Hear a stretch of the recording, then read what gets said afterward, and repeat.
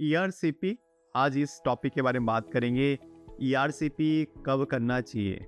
अगर किसी को ईआरसीपी करना है, अगर आपको पता है ईआरसीपी होता है क्या है, कब करना चाहिए, तो इसके बारे में ये बताऊंगा कि किस जगह करना चाहिए, क्या इसका कॉम्प्लिकेशंस है और ईआरसीपी से क्या क्या चीज़ें आपको ध्यान रखनी है जब आप किसी अपने पेशेंट को आप ईआरसीपी के लिए ले आते हैं डॉक्टर के पास। ईआरसीपी जिसको कहते हैं कि जिसमें हम लोग दूरबीन से छोटी आंच जाते हैं, जहाँ पे एम्पुला होता है, छोटे सा डक्ट होती है जिसको कहते हैं कॉमन बाइल डक्ट, और साइड में पैंक्रेटिक डक्ट होता है। ये दोनों जो डक्ट है ये एम्पुला से जुड़ जाती है और इस एम्पुला में बाइल जूसेस और पैंक्रेटिक जूस आके फूड से मिलता है और खाने को पचाता है। कई पेशेंट्स का फैटी लिवर होता है, कई लोगों का मोटापा होता है, कई लोगों का जेनेटिक हिस्ट्री होती है गॉल स्टोन का, पित्त थैली में पथरी। तो उन लोगों को पित्त थैली का ऑपरेशन करा लेना चाहिए अगर उनका 1 सेंटीमीटर से ज़्यादा हो। जब भी मेरे पास इस तरह का पेशेंट आते हैं कि गॉल स्टोन 1 सेंटीमीटर से छोटा है, तो फिर मैं बहुत डर जाता हूँ। ऐसा क्यों? क्योंकि वो जो स्टोन होता है गॉल ब्लैडर का स्टोन, वो नीचे गिर जाती है बाइल डक्ट में, और वो बाइल डक्ट में फंसने के चलते बहुत सारा चीजें होती है, जिसमें बाइल डक्ट स्टोन एक अलग ही हो जाती है कि बाइल डक्ट में स्टोन फंस गया तो पेन हो जाता है। कुछ लोगों का बिल्कुल ऑब्स्ट्रक्शन होने के चलते जॉन्डिस हो जाती है।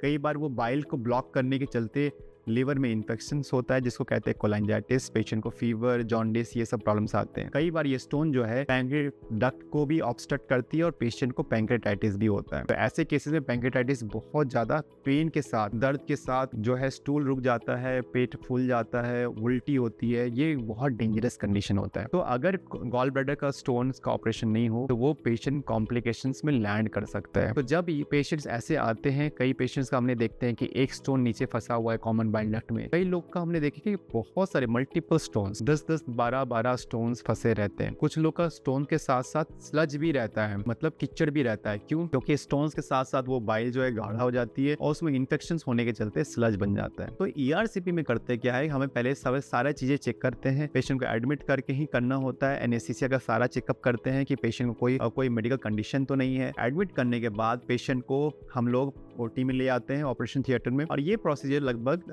होने के लिए तो 15 मिनट के अंदर हो सकता है या 1 घंटे भी लग सकता है, क्योंकि एम्पुला पे डिपेंड करता है कि अगर साइज ऑफ द एम्पुला अगर छोटा है तो फिर आपको पेशेंट को टाइम थोड़ा ज्यादा लगता है कैलकुलेशन के दौरान। तो अगर ईआरसीपी आपके डॉक्टर कर रहे हैं तो आपको सारा चीज समझाएंगे वो किस तरह से वो करेंगे। और दूसरा है इसमें कॉम्प्लिकेशंस क्या हो सकता है। ईआरसीपी में कॉम्प्लिकेशंस, पेशेंट को पेन हो सकता है। पेशेंट को नॉर्मल पेन जो 1 से 2 दिन में ठीक हो जाती है। कुछ लोग का बहुत ज्यादा पेन होता है, इसका मतलब पैंक्रेटाइटिस होने के चांसेस है। पेशेंट को ब्लीडिंग का भी रिस्क होता है, क्योंकि अगर कई बार स्टोन्स बड़ा रहता है और मुंह छोटा रहता है तो मुंह को बड़ा करना पड़ता है, तो उसके दौरान उस पर ब्लीडिंग भी हो सकती है। अगर ज्यादा कट लगने पे परफोरेशन भी होता है। ये सब बुकिस होता है, बट ये सब हमने देखा भी है होते हुए। पेशेंट्स का कौन सा पेशेंट को होता है, किसको हो सकता है, कोई नहीं जानता। टचवुड ऐसा मेरे साथ कभी हुआ नहीं और मैं यही आशा करूंगा कि कभी हो ना। ईआरसीपी एक बहुत इंपॉर्टेंट प्रोसीजर है, लाइफ सेविंग प्रोसीजर है सारे पेशेंट्स के लिए जिनका सीवीडी में, कॉमन बाइल डक्ट में स्टोन्स है। एक इसमें करना क्या होता है कि बाइल डक्ट में एम्पुला के थ्रू वायर डालते हैं, इसके ऊपर जो है हम लोग कट लगाते हैं। जैसे अगर इस चीज़ को मैं समझाने की कोशिश करूं कि जब नॉर्मल डिलीवरी में जाता है बच्चा, उसका सर फंस जाता है तो एपिजियोटोमी, नीचे से कट लगाना होता है। उसी तरह से कई बार स्टोन्स बड़े होते हैं या मुंह छोटे होते हैं तो हमें कट करना होता है, जिसको कहते हैं ईपीटी। तो इस तरह का जो है एम्पुला को हम लोग बड़ा करते हैं और स्टोन्स को है बलून के द्वारा उसको गुब्बारा फुला के उसको हम लोग मल्टीपल स्वाइप्स करते हैं और स्टोन्स निकल जाता है बाहर। पूरा जब स्टोन्स निकल जाते हैं तो फिर हम लोग लास्ट में एक स्टेंट डाल देते हैं जिसको कहते हैं डीपीटी। एक तरह का प्लास्टिक स्टेंट होती है जो ये बाइल को फ्लो करने के लिए, फ्लो को होने में ये रोकती नहीं है, मदद करती है। और साथ में जब तक ये पेशेंट रिकवर करता है तो आपका गॉल ब्लैडर का सर्जरी के लिए आपको एम्पल अमाउंट ऑफ टाइम भी मिल जाती है।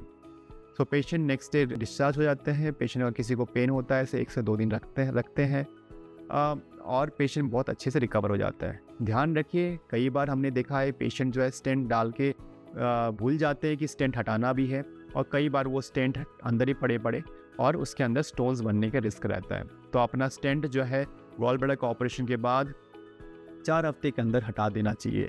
याद रखिए ये स्टेंट जो है इसका जो लाइफ स्पैन है ये 3 मंथ्स है। 3 मंथ्स के बाद अगर आप रखेंगे तो ये सड़ जाएगा, उसका लाइफ स्पैन खराब हो जाएगा और फिर वो आपका दोबारा प्रॉब्लम्स कर सकता है। तो इस तरह से ईआरसीपी होती है। बहुत ईजी प्रोसीजर है, बट हाँ ये काफ़ी इसमें रिस्क भी रहता है। बट मैं एक ही चीज़ बोलूँगा, अगर सीबीडी स्टोन है आपके डॉक्टर टेक्निकली बहुत अच्छे से कर लेते हैं। बहुत इजीली हो जाता है और पेशेंट के लिए बहुत इंस्टेंट रिलीफ। हमने बहुत पेशेंट्स को देखा है कि ऑपरेशन के बाद तुरंत उनका पेन ठीक हो जाता है, कोई दिक्कत नहीं। कई पेशेंट को हमने सेम डे डिस्चार्ज किया है। सो हैंस ये वीडियो आप प्लीज़ शेयर करें सभी को, जिन लोगों को गॉल स्टोन्स का प्रॉब्लम्स है और जिन लोगों को ERCP का ज़रूरत है। आप हमें कमेंट करते रहें, लाइक करें, आपका लाइक्स हमारे पास आ रहे हैं, हमें अच्छा लगता है, मोटिवेशन फील होती है। और इस तरह से अगर कोई भी क्वेरीज़ हो, कोई भी लगता है कि इस तरह से वीडियो बनाना चाहिए, कौन सा टाइटल पे, कौन सा टॉपिक पे, आप ज़रूर बताएं। चैनल को सब्सक्राइब करें और शेयर करें। Thank you so much.